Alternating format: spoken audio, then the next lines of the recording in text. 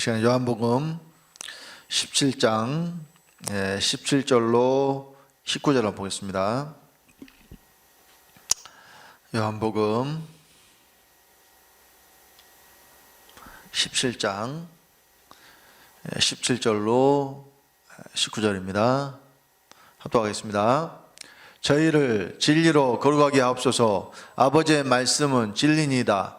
아버지께서 나를 세상에 보내신 것 같이 나도 저희를 세상에 보내었고 또 저희를 위하여 내가 나를 거룩하게 하오니 이는 저희도 진리로 거룩함을 얻게 하려 함이니이다. 아멘. 자, 예수님께서 우리를 어떻게 거룩하게 하시느냐? 진리로 저희를 거룩하게 하신다라고 말씀을 하셨습니다. 그러니까 우리가 어떻게 거룩하게 돼요?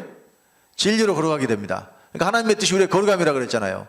그래서 우리를 거룩하게 하시는데 뭘로 거룩하게 하시느냐? 여기는 또 진리로 거룩하게 하신다는데 뭐가 진리냐? 아버지의 말씀이 진리라고 그랬어요. 그러면 이 아버지의 말씀이 기록된 의문의 말씀이냐? 아니에요. 이것으로 절대 우리가 거룩하게 될 수가 없습니다. 하나님의 살아있고 항상 있는 말씀, 그 말씀이 곧 진리라는 거예요. 그 말씀으로 우리를 거룩하게 하시는다는 겁니다. 그래서요, 자, 이 말씀이 육신이 되신 예수 그리스도가 바로 진리라고 그러잖아요. 요한복음 14장 20절에 내가 곧 길이요 진리요 생명이니 나로 말미암지 않고는 아버지께로 올 자가 없느니라. 예수님이 곧 길이요 진리요 생명이다. 또 성령에 대해서도 진리의 성령이라고 말씀하잖아요. 성령에 대해서 자, 우리 요한복음 15장 26절, 요한복음 15장 26절입니다. 다 같이. 내가 아버지께로서 너에게 보낼 보혜사 곧 아버지께로서 나오시는 진리의 성령이 오실 때 그가 나를 증거하실 것이요. 왜 아버지께서 나오시는 진리의 성령이냐? 그러니까 성령이 진리시지만 그 성령으로 우리를 거룩하게 하시니까, 그러니까 진리로 우리를 거룩하게 하신다 그러잖아요. 그래서 데살로니가전서 둘째 시간에 봤던 본문 말씀, 데살로니가전서 4장 3절로 8절에 하나님의 뜻은 우리의 거룩함이니 이것을 저버리는 자는 사람을 저버린 것이 아니요 그의 성령을 주신 하나님을 저버립니다. 그러니까 성령을 주셔서 우리를 어떻게 한다는 이야기예요? 거룩하게 하신다는 이야기예요. 결론은. 그러면 이 성령이 바로 진리의 성령이니까 이 성령은 우리를 거룩하게 하신다는 이야기예요. 그래서요, 자, 요한복음 16장 또 13절도 한번 봅시다. 요한복음 16장 13절. 네, 다 같이. 그러하나 진리의 성령이 오시면 그가 너희를 모든 진리 가운데로 인도하시리니 그가 자유로 말하지 않고 오직 듣는 것을 말하시며 장래의 일을 너에게 알리시리라. 여기 진리의 성령이 오시면, 진리의 성령이 어디로 오셔요? 사람 밖으로 오시는 게 아니에요. 사람 안으로 오십니다. 사람 안으로. 그래서 곧 성령이 진리예요. 그러니까 그리스도가 진리고 성령이 진리고. 자, 우리 요한일서 5장 6절로 7절 합독하겠습니다. 이는 물과 피로 임하신 자니 곧 예수 그리스도시라. 물로만 아니요 물과 피로 임하셨고 증거하는 이는 성령이시니 성령은 진리니라. 성령이 진리라고 말씀하시죠. 그러니까 예수 그리스도가 진리고 성령이 진리고, 그리스도도 어디 계시고 우리 믿는 자 안에 계시고, 성령도 어디 계시고 믿는 자 안에 계시고. 그러면 자, 예수 그리스도가 진리고 성령이 진리인데 여호와 하나님은 진리겠어요? 아니겠어요? 당연히 여호와 하나님도 진리라고 말씀하셨겠죠. 자, 우리 시편 31편 5절을 보겠습니다. 시편 31편 5절. 네, 다 같이. 내가 나의 영을 주의 손에 부탁하나이다. 진리 하나님 여호와여 나를 구속하셨나이다. 여호와 하나님 곧 진리시라고 말씀하시죠. 그러니까 여호와 하나님이 진리고 예수 그리스도가 내가 곧 길이요 진리요 생명이라 그랬고 또 증거하는 이가 성령이신데 성령이 진리라 그랬고, 그러면 진리로 우리를 어떻게 하시느냐? 진리로 우리를 거룩하게 하신다니까요. 그럼 진리가 어디에 있어야 돼요? 믿는 자 안에 있어야 되죠. 그러니까 진리는 다 어디에 있어야 되느냐? 믿는 자 안에 있어야 돼요. 진리가 믿는 자 안에 있으려면, 그러니까 아버지도 진리고 아들도 진리고 성령도 진리잖아요. 그러니까 아버지도 아들도 성령도 다 어디 계셔야 돼? 믿는 자 안에 계셔야 돼요. 그러니까 이것이 세 분 계시다는 뜻이 아니라니까요. 그래서 이것이 바로 삼위로 일하심이에요. 진리를 믿는 자 안에 주시기 위해서 그 진리가 믿는 자 안에 들어와야 믿는 자가 거룩하게 되니까 이 진리를 우리에게 주시기 위해서 하나님이 이렇게 일하신다는 말입니다. 그래서요, 그리고 실제로도 그리스도가 안에 계시면 아버지도 믿는 자 안에 계신 것이고 성령도 그리스도와 함께 믿는 자 안에 들어오시는 거예요. 이것이 내 속에서 뭐 아버지 따로 아들 따로 뭐 성령 따로 이렇게 막 분리되는 건 아니에요, 절대로. 그러나 내 안에서 아버지와 아들은 구분되어져야 되고, 아버지 아들은 절대 같은 분이 아니에요. 아버지는 아버지고 아들은 분명히 아들이에요. 그러니까 예수님이 나를 그로 믿으라고 했을 때 예수님이 말씀하신 그런 아버지인데, 예수가 아버지라는 뜻이 아니에요. 예수님 안에 아버지가 계신다는 뜻이에요. 그러니까 예수님은 하나님의 아들이지 아버지가 아닙니다. 근데 예수님 안에 누가 계셔요? 아버지가 계셔요. 그래서 예수님과 아버지가 하나이기 때문에 예수님을 그로 믿으라고 말씀하신 거예요. 그러니까 나를 본자는 아버지를 보았다고, 나를 본자는 아버지를 보았거나 어찌 아버지를 보이라 하느냐, 이렇게 예수님 말씀하셨을 때에 왜 나를 본자는 아버지를 보았다고 말씀하시느냐? 바로 그 예수님 안에 아버지가 계시기 때문에 예수님을 본 사람 누구를 봤다고 말씀하신 것이냐? 아버지를 봤다고 말씀하신 거예요. 자, 그래서 예수 그리스도가 믿는 자 안에 들어오시면 자동으로 믿는 자 안에 누구도 계시느냐? 아버지도 계시는 거예요. 그러니까 아버지가 하늘에 계시고 예수님을 이 땅에 보내신 것이 아니라니까요. 좀 전에 우리가 요한복음 17장 말씀을 봤는데요, 사실 이 성경의 비밀을 깨달아 알 수 있는 말씀들은 요한복음에 참 많이 기록이 되어 있는 것 같아요. 요한복음에. 그래서 요한복음이 잘못 보면은 이해할 수 없는 말씀들이 사실은 좀 많이 들어있는 것도 요한복음 말씀이에요. 왜냐하면 예를 들어서 요한복음 16장 10절에 아까 말씀드렸죠. 의에 대하라면 내가 아버지께로 하니 너희가 다시 나를 보지 못한다고 말씀하셨는데, 바로 16절에 조금 있으면 너희가 나를 보지 못하겠고 또 조금 있으면 너희가 나를 보리라 말씀하시잖아요. 그러니까 이거는 본다는 말이냐 못 본다는 말이냐. 근데 두 말씀 다 맞는 말씀이에요. 왜? 하나님의 말씀은 정확무후하고 변함이 없으신 말씀인데, 어떤 말씀은 맞지 않고 어떤 말씀은 맞고 또 시대에 따라서 변하고 이러면 진리의 말씀이 아니죠. 그러니까 예수님이 내가 아버지께로 가니 너희가 다시 나를 보지 못한다는 말씀이 맞는 말씀이고 참된 말씀이에요. 그 말씀은 아버지 안으로 가신 예수님은 다시는 이제 볼 수가 없다는 말씀이에요. 근데 오늘날 기독교인들이 아버지께로 가신 예수를 다시 보려고 그러잖아요. 다시 보려고 한다는 증거가 뭐냐면 예수 그리스도가 장차 오신다는 거예요. 장차 오실 때 어디로 어떻게 오신다고 그래요? 공중에 구름 타고 사람들 밖으로 오신다는 거예요. 그 예수를 오늘날 기독교인들이 다 지금 기다리고 있어요. 그러니까 예수 재림을 기다리면서 곧 이 종말이 온다, 때가 됐다, 그러면서 이제 요한계시록의 말씀이 이제야 성취될 때가 왔다, 이렇게 이야기를 한단 말이에요. 요한계시록의 말씀은 이미 초대교회 때부터 성취되고 있었고 지금도 믿는 자를 통해서 이루어지고 있고 앞으로도 이루어질 거예요. 모든 말씀이 다 어디서 이루어져야 되느냐? 사람 안에서 이루어져야 된다니까요. 그러니까 새 언약과 옛 언약의 가장 큰 차이점, 바로 하나님의 말씀이 사람 안에서 이루어지느냐 밖에서 이루어지느냐, 이것이 바로 옛 언약과 새 언약의 가장 큰 차이점이에요. 하나님의 이 말씀이 내용이 변하지 않는다니까요. 왜? 진리니까. 내용은 바뀌면 안 돼요. 내용은 예나 지금이나 영원토록 동일하시고 변함이 없어야 돼요. 그러니까 계명을, 예수님이 새 계명을 주신다고 우리에게 말씀하셨는데 내용이 바뀌는가요? 새 계명은 내용이 바뀌는 게 아니에요. 자, 우리 예수님 말씀하신 새 계명 한번 봅시다. 요한복음 13장 34절 35절 보겠습니다. 요한복음 13장 34절로 35절입니다. 다 같이 합독합니다. 새 계명을 너희에게 주노니 서로 사랑하라. 내가 너희를 사랑한 것 같이 너희도 서로 사랑하라. 너희가 서로 사랑하면 이로써 모든 사람이 너희가 내 제자인 줄 알리라. 사랑하라는 것이 새 계명이에요. 그러면 사랑하라는 말씀이 없는데, 전혀 없었는데 새로 예수님이 말씀하셔서 이것을 새 계명이라고 그랬을까요? 이미 있었어요. 예, 사랑하라는 말씀이. 자, 그래서 예수님이 자, 어떤 계명이 크냐 물어보셨을 때에 자, 그 말씀을 하셨죠.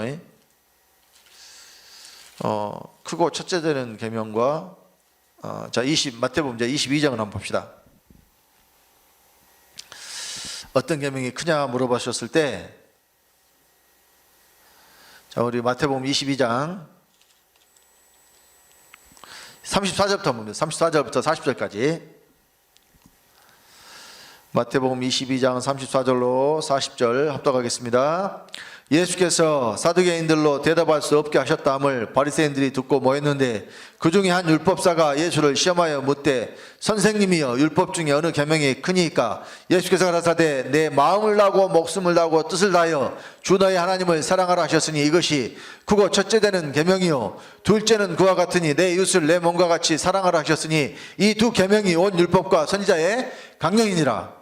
자, 예수님이 하신 말씀은 새 언약이잖아요. 예수님이 하신 말씀 다 새 언약이에요. 그러니까 예수님이 어떤 계명이 크냐고 바리새인들이 물었을 때에 그거 첫째 되는 계명이 하나님을 사랑하는 것이고 그 다음이 내 이웃을 내 몸과 같이 사랑하라는 것이고, 그런데 자, 결국 이것이 다른 것이 아니라는 것이 보이지 않는 하나님을 사랑하려면 먼저 누구를 사랑하라 그래요? 보이는 네 형제를 사랑하라 그러죠. 그러니까 형제를 사랑하는 자는 당연히 누구도 사랑하는 거예요. 당연히 하나님도 사랑하는 거예요. 근데 형제를 사랑 못하는 자는 누구도 사랑 못하는 거예요. 하나님도 사랑 못하는 거예요. 자, 사도 요한을 통해서 말씀하셨잖아요. 자, 우리 요한 1서 4장 20절 21절 봅니다. 요한 1서 4장 20절 21절 다 같이 누구든지 하나님을 사랑하노라 하고 그 형제를 미워하면 이는 거짓말하는 자니 보는 바 그 형제를 사랑치 아니하는 자가 보지 못하는 바 하나님을 사랑할 수가 없느니라. 우리가 이 계명을 주께 받았나니 하나님을 사랑하는 자는 또한 그 형제를 사랑할지니라. 그러니까 하나님을 사랑한다고 말은 하는 자들이 형제를 사랑 못하면 그 사람은 하나님 사랑하는 자예요, 사랑 안 하는 자예요? 사랑 안 하는 자라고 말씀하시잖아요. 그러니까 형제를 사랑하는 자는 또 그러니까 하나님을 사랑하는 자는 또한 그 형제를 사랑하라고 그러잖아요. 그래서요, 사람은 사랑이 아니에요. 누가 사랑이냐? 하나님이 사랑이에요. 그러니까 사람이 사랑하려면 하나님이 그 사람 속에 계셔야지 사람이 사랑할 수가 있는 거예요. 그러니까 사랑하라는 계명이 구약에도 있었다니까요. 예수님이 목숨을 다하고 뜻을 다하고 힘을 다하여 주 너의 하나님을 사랑하라는 말씀은 신명기 6장 5절에 있어요. 하나님을 사랑하라는 말씀이 신명기 6장 5절에 있어요. 또 내 이웃을 사랑하라는 말씀은 레위기서 12장 18절에 있어요. 내 이웃을 내 몸과 같이 사랑하는 말씀이 있어요, 이미. 예도 약에도. 근데 왜 다시 새 계명을 예수님이 말씀하실까? 그때는 계명은 있었어도 사랑할 수 있는 능력이 사람 속에, 그러니까 사랑할 수 있는 실제는 사람 속에 없었어요. 왜? 하나님이 사랑이니까. 하나님이 사람 속에 계셔야 사람이 사랑할 수가 있다는 이야기예요. 자, 또 말씀을 통해서 확인하겠습니다. 우리 요한일서 아까 4장 20절 27절 봤는데요. 7절부터 봅니다. 4장 7절로 8절 봅니다. 합독합니다. 사랑하는 자들아, 우리가 서로 사랑하자. 사랑은 하나님께 속한 것이니 사랑하는 자마다 하나님께로서 나서 하나님을 알고 사랑하지 아니하는 자는 하나님을 알지 못하나니 이는 하나님은 사랑이심이라. 누가 사랑해요? 하나님이 사랑해요. 그러니까 사람 속에 하나님이 계시지 않으면 사람이 사랑할 수가 없는 거예요. 왜? 사람이 사랑이 아니라 하나님이 사랑이시니까. 그러니까 우리가 말씀대로 살려면 반드시 하나님이 어디에 들어야 되느냐 믿는 자 안으로 들어오셔야 이 사람이 말씀대로 살 수가 있는 거예요. 그래서 빌립보서 2장 13절에 너희 안에서 행하시는 일은 하나님이시니 자기의 기쁘신 뜻을 위하여 너희로 손을 두고 행하게 하시나니 라고 말씀하셨어요. 하나님 어디서 행하셔요? 믿는 자 안에서. 그래서요, 이 사랑하라는 말씀이 새 계명인데 이 새 계명은 새 언약 안에서만 이루어진다니까요. 새 언약이 뭐냐? 이것도 법을 어디에 두는 거냐? 사람 안에 주시는 거예요. 사람 안에. 그러니까 예언약 안에서는 법이 어디에 있었냐? 사람 밖에 있었어요. 돌에 새겼었어요. 그런데 이제는 새 언약에서는 사람 안에 하나님의 법을 새기는 거예요. 그러니까 제가 아까 말씀드렸죠. 새 언약과 옛 언약의 가장 큰 차이점은 말씀이 사람 밖에 있느냐 안에 있느냐, 말씀이 어디서 이루어지느냐, 이것이 바로 새 언약과 옛 언약의 가장 큰 차이점이에요. 지금 신약이라고 해서 모든 사람들이 새 언약 안에 있는 게 아니라니까요. 여전히 말씀이 밖에 있는 사람들은 전부 어디 안에 있느냐? 옛 언약 안에 있는 거예요. 율법의 저주 안에 있는 거예요. 그들은 그래서 구원을 받지 못하는 겁니다. 그래서요, 가장 대표적으로, 그러니까 법이 사람 안에 기록이 됐는데요, 성경에서 이 나타나는 것으로 가장 대표적으로 말씀하신 것이 바로 뭐냐면 성전이, 그러니까 구약에는 옛 언약 안에서는 성전이 어디에 있었냐? 사람 밖에 건물로 있었잖아요. 근데요, 이제는 누가 성전이 되느냐? 새 언약에서는 사람이 성전 된다고 말씀하시잖아요. 이제 성전이 따로 있는 게 아니에요. 그러니까 우리가 지금 예배드리는 이 장소는 더 이상 성전이 아니에요. 여기는 예배당입니다. 예배당. 예배를 드리기 위해서 따로 정한 장소지 이곳이 성전이 될 수가 없어요. 그럼 누가 성전이냐? 구원받은 사람을 성전이라고 말씀하셨다니까요. 옛 언약 안에서는 사람에게 성전이라고 말씀하시는 것이 없어요. 물론 자, 미리 말씀하셨지만 이루어지지는 않았어요. 하나님이 미리 너희 안에 가서 너희가 거룩한 이 거룩한 자로 구별된다는 것을 미리 말씀하셨지만 그때는 말씀만 하셨지 실제가 되지는 않았었습니다. 그런데 자, 우리 고린도전서 3장을 한번 봅시다. 16절로 17절. 고린도전서 3장 16절로 17절입니다. 다 같이. 너희가 하나님의 성전인 것과 하나님의 성령이 너희 안에 가시는 것을 알지 못하느뇨. 누구든지 하나님의 성전을 더럽히면 하나님이 그 사람을 멸하시리라. 하나님의 성전은 거룩하니 너희도 그러하니라. 너희가 하나님의 성전이라고 그러잖아요. 딱 사람에 대해서, 그것도 구원받은 사람에 대해서 너희가 하나님의 성전이다. 그러니까 이제는 성전이 어디 있어요? 사람? 밖에 있는 게 아니라니까요. 사람이고 성전이라니까요. 이것이 바로 새 언약이 이루어진 사람들이에요. 한 군데 더 봅시다. 고린도후서 6장 16절입니다. 다 같이. 하나님의 성전과 우상이 어찌 일치가 되리요? 우리는 살아계신 하나님의 성전이라. 이와 같이 하나님께서 가라사대 내가 저희 가운데 거하며 두루 행하여 나는 저희 하나님이 되고 저희는 나의 백성이 되리라 하셨느니라. 우리가 살아계신 하나님의 성전이라고 그러죠. 이것이 바로 새 언약과 옛 언약의 차이예요. 새 언약과 옛 언약의 차이. 그러니까 말씀이 사람 밖에서 이루어지면 다 옛 언약 안에 있는 것이고, 그리고 지금은 말씀이 사람 밖에서 이루어질 일도 없어요. 왜? 이제는 모든 말씀이 사람 안에서 이루어지도록 하나님이 예수 그리스도로 말미암아 다 하셨는데 어떻게 사람 밖에서 말씀이 이루어지겠어요?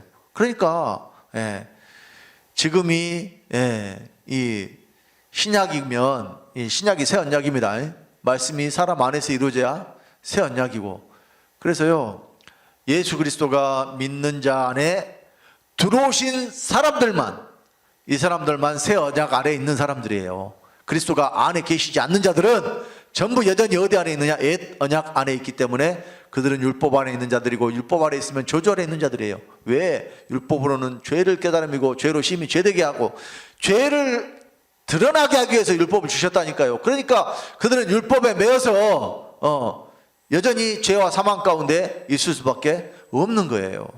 그래서요, 자, 하나님이 주시는 모든 것은 다 어디에 있어야 되느냐? 바로 믿는 자 안에 있어야 된다. 그리고 우리 안에 직접 들어오신다니까요. 아버지가 믿는 자 안에 들어오셔요. 그리스도가 믿는 자 안에 들어오시면 아버지도 어디 계세요? 믿는 자 안에 계시는 거예요. 물론 형체를 가진, 영체로서 사람의 형체를 가진 아버지가 들어오시는 건 아니에요. 그 아버지는 사람 속에 들어오실 수가 없어요. 그러니까 영으로, 생명으로 사람 안에 들어오시는 겁니다. 자, 우리 요한복음 17장으로 다시 가서요, 어떻게 그럴 수 있느냐?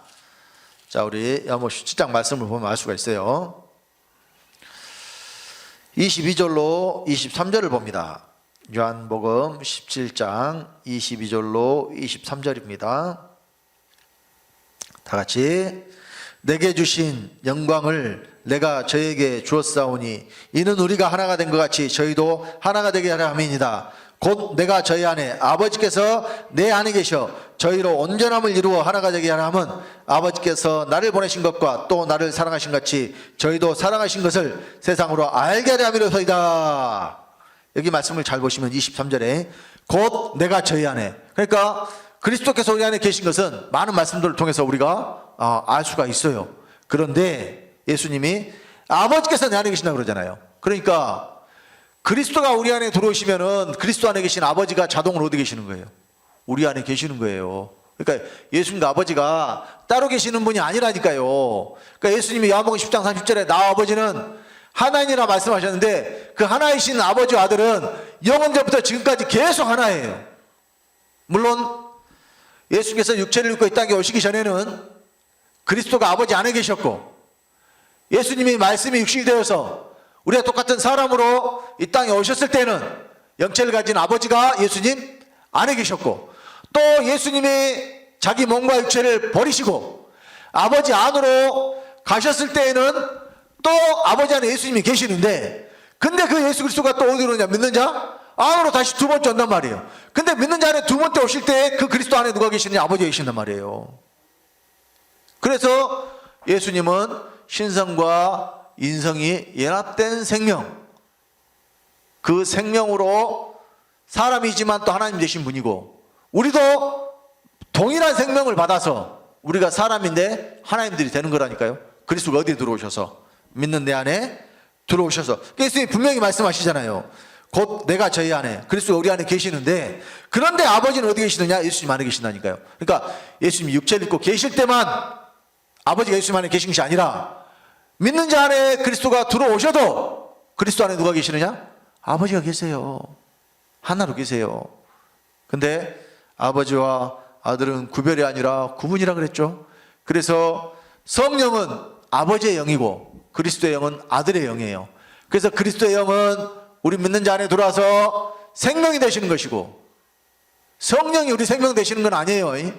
성령이 생명 되시면 안 돼요. 왜 안 되느냐? 아버지가 원하시는 아들을 얻으려면 순수한 아들들을 얻으시려면 반드시 그리스도가 우리의 생명이 되셔야 되고 성령은 그 일에 대한 보증이 되셔야 돼요.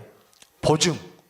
그러니까 성령이 하시는 일은 우리를 증거하시고 이 하나님 하시는 일에 대한 보증이 되시는 것이지 성령이 우리의 생명이 되시는 것은 아니라는 거예요. 그러니까 그리스도의 영과 성령은 구분하셔야 되고 근데 들어오실 때 같이 들어와요. 순서가 없어요. 예를 들어서 성령이 먼저 들어오고 그리스도영이 먼저 들어온다거나 또 그리스도영이 먼저 들어오고 성령이 먼저 나중에 들어온다거나 이렇게 안 돼 있어요. 그리스도가 들어오시면은 자동으로 그리스도 안에는 아버지가 계시고 또 성령이 아버지의 영이니까 이 성령이 바로 그리스도 안에 계시는 거란 말이에요. 그러니까 뭐 아버지 따로 아들 따로 성령 따로 이거 세 하나님을 나누는 게 아닙니다. 지금 하나님의 일하심을 말씀을 드리는 거예요. 하나님의 일하심. 근데 아들은 아들이고 아버지는 아버지라니까요. 이것을 정확하게 나누지 않으면 안 된다는 말입니다. 왜? 아버지는 영원히 아버지로서 자체로 계시는 분이고 아들은 언제 아들이냐? 아버지가 낳았을 때 아들이란 말입니다. 그러니까 아들은 언제부터 아들이 있느냐? 내가 오늘날 너를 낳았다 말씀하셨을 그때부터 아들이 있는 거예요. 그 전부터 아들이 계신 게 아닙니다. 그러니까 오늘날 이 삼위일체 30강 교회 안에 있는 자들은 아들이 영원부터 계셨다고 이렇게 이야기를 한단 말이에요. 영원부터 계신 아들이 오셨다고 이야기를 한단 말이에요. 그러면 아버지와 아들의 관계가 성립할 수가 없어요. 아버지도 영원부터 계시고 아들도 영원부터 계셨으면은 아버지는 아버지대로 아버지고 아들은 또 아들대로 아버지가 돼야 돼. 근데 말만 아들이라고 붙여놓은 것밖에 안 된다는 그 말입니다. 그래서 하나님은 일일체로 계신 한 분 하나님이에요. 그분이 곧 아버지예요. 근데 그 아버지가 아들을 낳으셨어요. 그 낳으신 아들이 바로 하나님의 아들 예수 그리스도예요. 우리와 똑같은 육체를 입고 사람 되어 오신 분. 근데 그 사람 되어 오신 예수 그리스도 안에 누가 계시느냐? 아버지가 계신다고 말이에요. 그러니까 예수님과 아버지는 하나이시고, 근데 그 예수님이 십자가에 달려 피를 흘리고 자기 몸과 육체를 다 버리셨어요.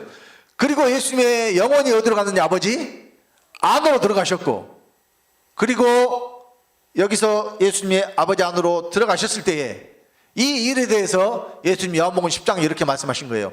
의에 대하라 하면 내가 아버지께로 가니 너희가 다시 나를 보지 못한다, 이렇게 말씀하신 거고, 그런데 아버지께로 가신 예수님이 다시 우리에게 오신다 그랬다니까요. 그래서 요한복음 14장 18절에 내가 너희를 고와 같이 버려두지 아니하고 너희에게로 오리라 말씀하시고, 19절에 조금 있으면 세상은 다시 나를 보지 못할 터이로되 너희는 나를 버리니 이는 내가 살았고 너희도 살겠음이라 말씀하신 거예요. 조금 있으면 세상은 다시 나를 보지 못하지만 너희는 나를 본다 그러잖아요. 그러면서 20절에 이어서 요한복음 14장 20절에 그날에는 내가 아버지 안에 너희가 내 안에 내가 너희 안에 있어 너희가 알리라 그러잖아요. 예수님이 믿는 자 안에 들어오시려면 반드시 먼저 어디로 가셔야 되느냐? 아버지 안으로 가셔야 되는 거예요. 그래서 그날에는 내가 아버지 안에, 근데 바로 또 너희가 내 안에 내가 너희 안에, 믿는 자와 그리스도가 어떻게 하나가 될 것을 말씀을 하셨다는 겁니다. 그러니까 이 비밀을 알지 못하는 자들은 이 절대로 말씀을 깨달아 알 수가 없어요. 그러니까 오늘날 교회에서 전해지는 복음이 참 처음부터 끝까지 제대로 된 것이 하나도 없기 때문에 완전히 갈아엎어야 된다니까요. 뭐 이것을 조금 바꿔서 살짝 고쳐서 쓸 수 있는 수준이 아니에요. 한 분 하나님에서부터 완전히 잘못돼 버렸고, 또 이 아버지와 아들과 성령으로 세 하나님을 이렇게 나눠버려서 이 셋이면서 하나고 하나면서 셋이다, 이런 말도 안 되는 교리를 만들어 가지고 이 하나님 나라를 지금까지 방해해버리고 하나님 아들들이 나오지 못하도록 막아버린 거예요. 근데 이제 봉함된 말씀이 열렸고, 봉함된 말씀이 열렸기 때문에 이제 말씀이 믿는 자 안에서 실제가 됩니다. 믿는 자 안에서 이루어집니다. 그러니까 믿는 자가 성전이 되고, 믿는 자 속에 말씀이 살아 역사하고, 그리스도가 믿는 자 안에 계시고, 성령이 믿는 자 안에서 보증이 되시고, 성령이 믿는 자들이 하나님의 자녀라고 증거하시는 거란 말입니다. 그래서요, 자 여기 진리로 우리를 거룩하게 하신다고 했는데 요한복음 10장 17절에 진리로 거룩하게 앞서서 또 19절에 저희도 진리로 거룩함을 얻게 합니다 그랬는데, 진리로 거룩함을 얻으려면 진리가 우리 안에 있어야 돼요. 근데 여호와 하나님이 진리고 예수 그리스도가 진리고 성령이 진리잖아요. 그러면 그리스도도 우리 안에 계시고 성령도 우리 안에 계신다니까요. 그래야 우리가 진리로 거룩함을 얻는 것입니다. 그래서요, 이 거룩함을 얻은 자들이 거룩한 자가 되는 거예요. 그 거룩한 하나님의 아들 되는 거예요. 거룩한 후사. 이 사람들이 거룩한 후사입니다. 그러니까 성자가 2000년 전에 이 땅에 오신 예수만 성자라고 하면 안 된다니까요. 누가 거룩한 아들들이냐? 믿는 저와 여러분이 이제는 거룩한 아들들이에요. 그러니까 내가 곧 성자다. 내가 곧 성자 예수다. 예수는 하나님 아들이니까. 그러니까 믿는 자들이 예수 된다 그러면 오늘날 기독교인들이 참 어떻게 우리가 예수 되냐? 예수는 원리 원인데 예수님만 2000년 전에 오신 예수만 예수지 우리는 예수가 아니다. 그래서 예수를 외아들 만들어 놓고, 그러니까 또 사도신경을 요즘 구사도신경은 전능하사 천지만 사는 아버지를 내가 믿사 그 외아들 우리 주 예수 그리스도 믿사오니 이렇게 해놨는데, 신사도신경은 또 이렇게 바꿨다 그래요. 나는 유일하신 하나님 아들 예수 그리스도를 믿는다, 또 이런 식으로 바꿨다 그래요. 근데 외아들로 말하나 유일하신 하나님 아들로 말하나 바뀐 것이 뭐 말에 여기 이 말하는 그 소리만 바뀌었지, 유일하다는 것은 예수만 한 아들이란 뜻 아닙니까? 그거 똑같아요. 외아들이나 유일하신 아들이나. 그러면 예수만 하나님 아들 되려고 예수가 이 땅에 오신 것밖에 안 되잖아요. 예수님이 이 땅에 오신 것은 예수 그리스도로 말미암아 많은 믿는 자들을 하나님의 아들들 되게 하기 위해서 예수가 오셨다니까요. 이것이 목적이에요. 그러니까 하나님의 아들 된 자들은 다 아버지가 거룩하니까 거룩하라 그랬잖아요. 내가 거룩하니 너희도 거룩할지어다 그랬잖아요. 그럼 우리가 어떤 아들이 돼요? 아버지가 거룩한 아버지니까 우리도 거룩한 아들 되는 거라니까요. 그래서 거룩한 이 아들들이 되지 않으면 하나님의 말씀이 이루어지지 않는 것이고, 하나님의 말씀이 이루어졌다면 우리가 어떤 자들이 돼야 돼요? 거룩한 자들이 다 되어야 돼요. 그러니까 자, 지금까지 말씀을 쭉 성경적으로 살펴봤습니다만은, 예수의 몸을 단번에 드시면 우리가 거룩함을 얻었죠. 거룩함 얻었으니까 어떻게 하라 그래요? 의에게 종로로 돼서 너희가 거룩함이 또 이르라 그랬죠. 근데 또 우리를 어떻게 거룩하게 하시느냐? 진리로 우리를 거룩하게 하신다고 했는데, 진리가 다 어디에 있어요? 진리가 내 안에 있어요. 그러니까 아버지의 말씀이 진리고, 여호와 하나님 아버지가 진리고, 예수 그리스도가 진리고, 성령이 진리예요. 그러니까 그리스도가 우리 안에 들어오시면 그리스도 안에 아버지가 계시고, 성령을 보증으로 어디에 줬어요? 우리 마음에 주셨고. 다 어디 있는 것을 말씀해요? 다 믿는 자 안에 있는 것을 말씀한다니까요. 어떤 말씀도 믿는 자 밖에서 이루어지는 것을 말씀한 것이 없어요, 성경에. 이 사람이 새 언약이 이루어진 사람, 하나님의 말씀이 성취된 사람이에요. 그래서요, 우리를 누구하고 똑같이 만드시느냐? 아버지하고 똑같이 만드신다니까요. 그러니까 너희를 부르신 거룩한 자처럼 우리를 누가 불렀어요? 아버지가 우리를 부르셨잖아요. 그래서 에베소서 1장 3절로 5절에 보면 보겠습니다. 우리를 어떻게 만드신다고 했느냐? 에베소서 1장 3절로 5절 합독합니다. 찬송하리로다. 하나님 곧 우리 주 예수 그리스도의 아버지께서 그리스도 안에서 하늘에 속한 모든 신령한 복으로 우리에게 복 주시되, 곧 창세 전에 그리스도 안에서 우리를 택하사 우리로 사랑 안에서 그 앞에 거룩하고 흠이 없게 하시려고 그 기쁘신 뜻대로 우리를 예정하사 예수 그리스도로 말미암아 자기의 아들들이 되게 하셨으니. 4절에 사랑 안에서 우리로 사랑 안에서 그 앞에 거룩하고 흠이 없게 하시려고, 우리를 거룩하고 흠이 없게 하신다고 그러잖아요. 그 사람은 절대 거룩할 수가 없다니까요. 또 흠이 없을 수가 없다니까요. 근데 거룩하고 흠이 없는 분은 누구밖에 없느냐? 하나님 한 분밖에 없어요. 그리고 그 아버지의 생명을 받은 예수 그리스도만 거룩하고 흠이 없는 분이에요. 그러니까 우리를 누가 똑같이 만드느냐? 그러니까 육체가 있는 사람을, 육체가 있는 예수 그리스도와 똑같은 생명의 상태로 만드시는 거예요. 그래서 우리를 예수 되게 하는 것, 그러니까 믿는 자들이 주 예수들이 되는 것이 기독교란 말입니다. 전국 5만 교회 보낸 책 제목도 믿는 자들이 주 예수들이 되는 것이 기독교다. 책 제목 그렇게 해서 보냈잖아요. 또 믿는 자들이 하나님들 되는 것이 기독교다. 사람이 하나님 되지 않으면 하나님은 미치신 분이다. 왜 책 제목을 그렇게 잡았겠어요? 성경 전체가 다 그 이야기예요. 성경 전체가 다 그것을 말씀하고 있어요. 그러니까 우리를 거룩하게 하시는 것도 우리를 하나님 되게 하는 것이고, 우리를 하나님의 의가 되게 하는 것도 우리를 하나님 되게 하시는 것이고, 우리가 하나님의 아들 되는 것도 우리가 하나님 되는 것이고, 아버지가 하나님이니까 아들 당연히 하나님이야죠. 그러니까 무엇이 되게 하든 하나님이 말씀하신 어떤 말씀이든 우리를 다 뭐 되게 하는 것이냐? 하나님 되게 하는 거예요. 그러니까 하나님 됐으면 어떻게 하냐? 하나님같이 살아야죠. 그래서 마태복음 5장 48절에 하늘에 계신 너희 아버지의 온전하신 것 같이 온전하라 그랬잖아요. 그러면 이런 말씀들을 아까도 말씀드렸지만 오늘날 기독교인들이 듣고, 아이고 우리가 어떻게 아버지와 같이 온전한데? 우리는 아버지와 같이 온전하게 될 수가 없어. 사람이 어떻게 온전해져? 그러면 왜 사람이 지가 하나님의 말씀을 판단해가지고 될 수 있니 없니를 지가 판단을 해서 결정하냐고요. 하나님이 온전하라 그랬으면 우리는 어떻게 해야 돼? 온전해야죠. 왜 지가 사람이, 아니 어떻게 사람이 온전하게 돼? 사람 온전하게 될 수 없어. 사람은 죄를 지을 수밖에 없으니까 그냥 죄 짓고 회개하고 살다가 그러다가 죽어서 천국 가는 거지. 뭘 사람이 어떻게 거룩해져? 또 너를 부르신 거룩한 자처럼 모든 행실에 거룩한 자 되라 그랬으니까 거룩해야 될 텐데, 아이고 사람이 어떻게 거룩해진대? 사람은 거룩한 존재가 될 수 없어. 사람은 죄를 지을 수밖에 없으니까 하나님이 죄를 지어도 그 죄를 얼마든지 용서해 주신다고 예수 그리스도의 보혈의 피를 우리에게 주신 것이고, 그 피로 회개만 하면 돼. 씻으면 돼. 씻으면 거룩함, 깨끗함을 받을 수 있어. 이런 식으로 하나님 말씀을 어떻게 해요? 이것이 바로 다른 복음을 만드는 거예요. 온전하라 그랬으면 우리가 온전해야 되고, 명령대로 거룩하라 그랬으면 거룩해야 돼요.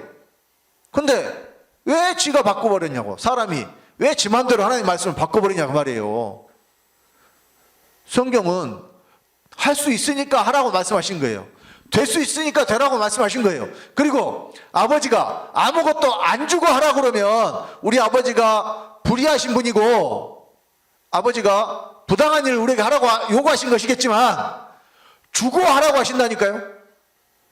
거룩한 것을 우리에게 주시고 거룩하라 그러고 하나님의 의를 우리에게 주시고 의가 되라 그러고 또 아버지의 생명을 주시고 하나님의 아들이니까 아버지와 같이 온연하라 그러고 내가 거룩하니까 너희도 거룩하라고 말씀하시는 거란 말이에요. 그 아버지가 다 주고 줬는데도 안 하면 이제 어떻게 해요? 줬는데도 안 하면 그러니까 주어서 잘하면 상을 받을 것이고 줬는데도 안 하면 뭘 받느냐 이제 벌을 받아야 돼요. 둘 중 하나야. 그러니까 구원 받은 뒤에도요. 그러니까 구원은 뭐냐면 선물이라고 그랬어요. 구원은 뭐예요? 선물 거저 주시는 거예요. 그러니까 에베소서 2장 8절에 너희가 그 은혜를 인하여 믿음으로 말미암아 구원을 얻었나니 이것이 너희에게서 난 것이 아니라 하나님의 선물이라고 그랬죠. 구원은 뭐예요? 선물. 누구나 믿음으로 거저 다 받는 거예요. 그런데 받았으면 이제 어떻게 할 것이냐? 받은 것을 그대로 갖고 있으라 그래요? 다시 내놓으라 그래요? 그러니까 예수님이 그 마태복음 20몇 장인가요? 그 달란트의 비유 말씀하신 거 있죠?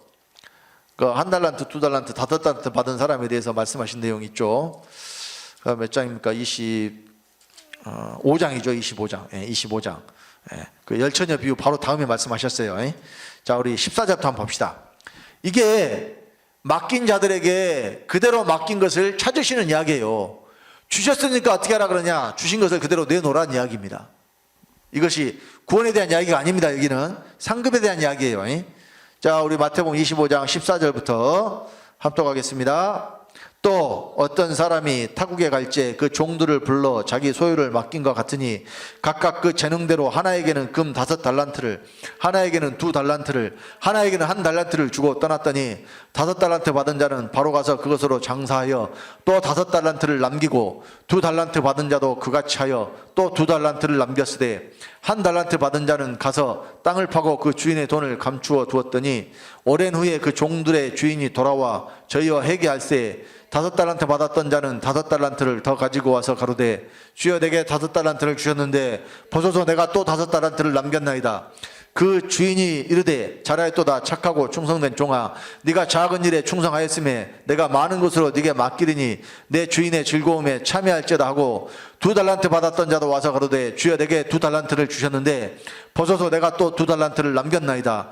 그 주인이 이르되 잘하였도다 착하고 충성된 종아 네가 작은 일에 충성하였음에 내가 많은 것으로 네게 맡기리니 내 주인의 즐거움에 참여할지어다 하고 1달란트 받았던 자도 와서 가로되 주여 당신은 굳은 사람이라 심지 않은 데서 거두고 해치지 않은 데서 모으는 줄을 내가 알았으므로 두려워하여 나가서 당신의 달란트를 땅에 감추어 두었었나이다.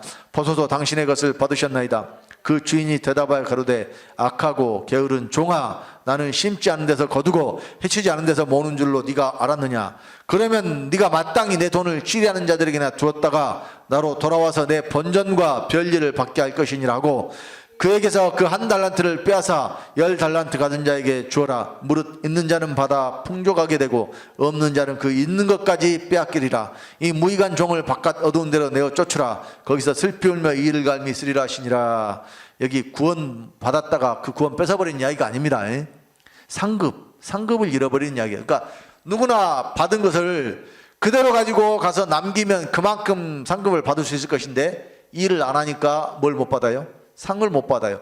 상급은 거저 받는 게 아니에요. 반드시 일한 만큼 받는 거예요. 그래서 내가 일한 대로 저에게 갚아주리라 말씀하시잖아요. 내가 줄 상이 내게 있어. 일한 대로 갚아주리라. 일하면서 받는 것이 상이에요. 이것은 은혜가 아니고 선물이 아니에요. 그래서요 누구나 선물을 다 받을 수 있는데 왜 못 받냐? 일을 안 하니까 못 받아요. 그럼 우리가 어떤 일을 해야 상급을 받고 어떤 일을 해야 상급을 받고 유업의 상을 얻을 것이냐? 아버지가 주신 것을 그대로 내놓는 거예요. 거룩함을 얻었으면 거룩함을 내놔요. 거룩함에 이르는 자가 되고 하나님의 의를 얻었으면 우리가 하나님의 의가 되고 복음에는 하나님의 의가 나타난다고 했는데 그 의가 내 몸에 나타나는 거예요. 이 사람이 상급을 받는 사람입니다. 그래서요 고린도전서 3장 10절로 이 15절 말씀이요, 이 구원에 대한 이야기가 아니고 상급에 대한 이야기를 하고 있다는 것을 우리가 알 수가 있어요. 한번 봅시다. 고린도전서 3장. 여기 불 속에 들어간 자들이, 불신자들이 불 속에 들어가는 이야기 아닙니다. 구원 받은 자들도 어디에 들어가야 돼요? 불 속에 들어가야 됩니다. 자, 우리 고린도전서 3장 10절부터 합독합니다. 내게 주신 하나님의 은혜를 따라 내가 지혜로운 건축자와 같이 터를 닦아두매 다른 이가 그 위에 세우나 그러나 각각 어떻게 그 위에 세우기를 조심할지니라. 이 닦아둔 것 외에 능히 다른 터를 닦아둘 자가 없으니 이 터는 곧 예수 그리스도라. 만일 누구든지 금이나 은이나 보석이나 나무나 풀이나 지푸로 이 터 위에 세우면 각각 공력이 나타날 터인데 그날이 공력을 밝히리니 이는 불로 나타내고 그 불이 각 사람의 공력이 어떤 것을 시험할 것임이니라. 만일 누구든지 그 위에 세운 공력이 그대로 있으면 상을 받고 누구든지 공력이 불타면 해를 받으리니 그러나 자기는 구원을 얻되 불 가운데서 얻은 것 같으리라. 자, 여기 상을 받든지 해를 받든지 두 가지가 나오잖아요.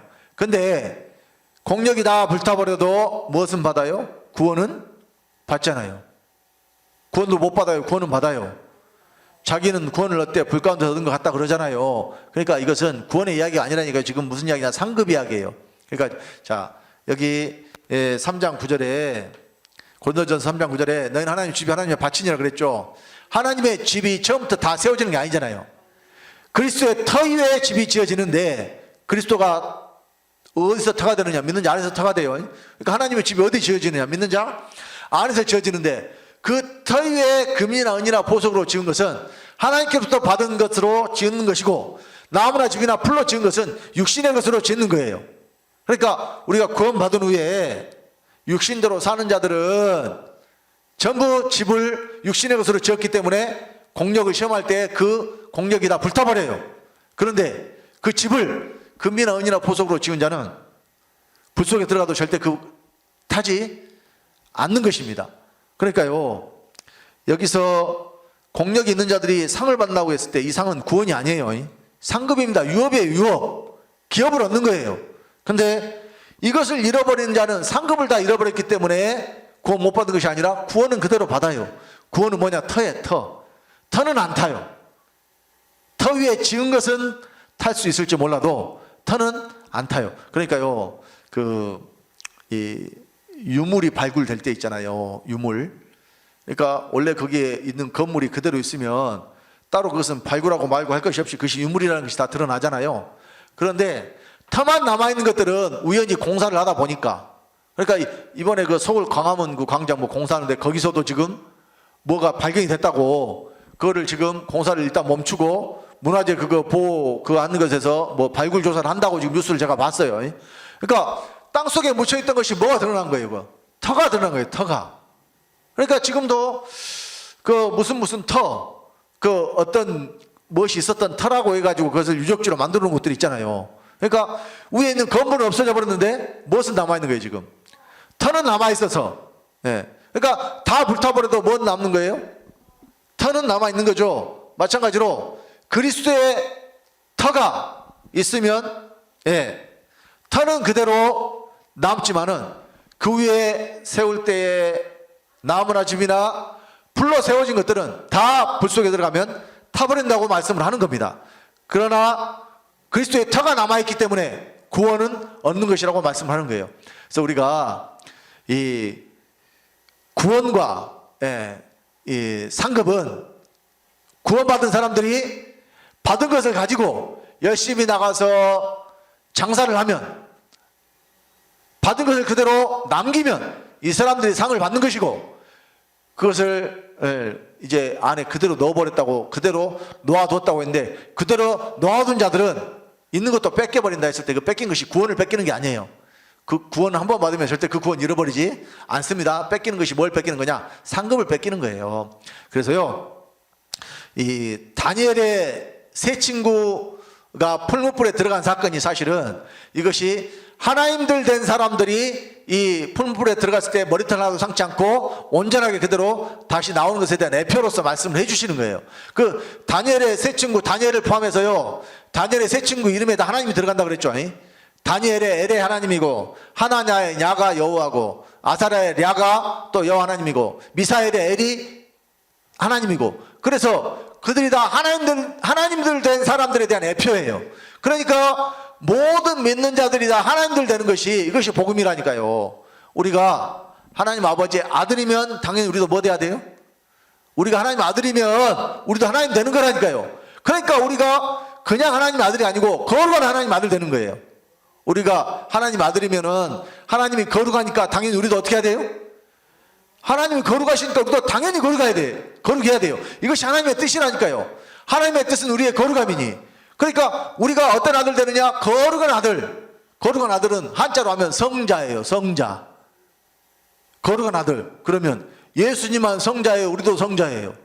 우리도 성자예요. 천주교에서 말하는 성자가 아니고, 천주교에서 말하는 성자는 거룩한 성자에다 놈자자라 그랬죠. 사람을 거기는 성인으로 만들어서 높이는 거란 말입니다. 이게 아니에요. 잘못된 거예요. 우리가 되는 성자는 거룩한 성자 아들 자자를 써서 거룩한 하나님의 아들이다 해서 우리가 성자 되는 거예요. 근데 성자는 누구냐? 예수요. 우리가 성자 예수 되는 거예요. 그러니까 믿는 자들이 예수 그리스도로 말미암아 예수들 되는 거라니까요. 이것이 하나님의 복음이에요. 그래서 거룩함을 주시고 우리에게 거룩함에 이르라 그러고, 하나님의 의를 주시고 우리에게 하나님의 의가 되라 그러고, 이것이 하나님의 뜻이에요. 그러니까 안 주고 하라고 하면 하나님이 불의를 하시는 거지만 우리에게 다 주시고 아낌없이 주시고 넘치게 주시고 하라고 하시잖아요. 근데 안 하면 이제 누구 책임이냐? 다 주셨는데도 안 하면 받은 사람 책임이에요. 그래서 다 주었는데도 안 하니까 벌 받는다 그러잖아요. 언제? 불 속에 들어갈 때가 와요. 우리 육체를 벗으면 예외 없이 다 불 속에 들었다 나와야 돼요. 근데 타버릴 것이 하나도 없는 사람들은 불 속에 들어가도 전혀 타지를 않아요. 머리털 하나도 상치 않습니다. 그런데 태워버릴 것이 가득 찬 사람은 거기서 이 괴로움을 받아야 돼요. 고통을 당해야 됩니다. 그러니까 이 말씀을 듣는 사랑하는 우리 성도님들은 한 번도 빠짐없이 그 고통과 괴로움을 받지 않으시기를 예수 그리스도 이름으로 간절히 축원드립니다. 오늘 말씀을 정리하겠습니다. 그러니까 사람이 거룩하게 되는 것은 거룩하게 하시는 하나님을 통해서 우리가 거룩하게 되는 거예요. 그러니까 히브리서 2장 11절에 그렇게 말씀하셨잖아요. 거룩하게 하시는 자와 거룩하게 함을 입은 자들이 다 하나에서 난지라. 그러므로 형제라 부르시기를 부끄러워 아니하시고, 거룩하시는 자가 우리를 거룩하게 하셨어요. 그러면 거룩하게 되는 것이 하나님만 거룩하신 분이니까 사람이 거룩하게 된다는 것은 사람이 곧 하나님 된다는 거예요. 하나님 된 사람만 거룩한 사람이 되는 것입니다. 그러니까 사람은 거룩할 수 없는데 사람이 하나님 되면 이 사람이 바로 거룩한 자가 되는 거예요. 그래서 복음은 거룩함을 얻어서 우리가 거룩함에 이르는 것이고, 하나님이 거룩하시니까 믿는 자들도 하나님들 되는 것입니다. 이것이 바로 복음이에요. 그래서 사람이 하나님 되는 방법은, 사람이 거룩하게 되는 방법은 오직 하나님 되는 것밖에 없다. 이것이 하나님의 말씀입니다. 그래서 우리 아버지의 나라를 유업으로 얻으실 거룩한 후사들, 곧 거룩한 아들, 성자들 되시기를 예수 그리스도 이름으로 간절히 축원드립니다. 기도하겠습니다. 아버지 감사합니다. 부족한 자가 아버지의 거룩하신 말씀을 증거했습니다. 이 시간 말씀을 증거할 때에 인간적인 말, 또 사람의 생각, 이런 것들이 있었다면 주님의 십자가 되다 감춰주시고 오직 듣는 모든 분들에게 은혜만 계실 수 있도록 우리 아버지께서 친히 역사하여 주시옵소서. 말씀 가운데 함께 하신 주님께 감사를 드리며 주 예수님으로 말미암아 주 예수님의 생명을 받고 주 예수가 된 하나님 아들 주성대 목사가 기도드렸습니다. 아멘.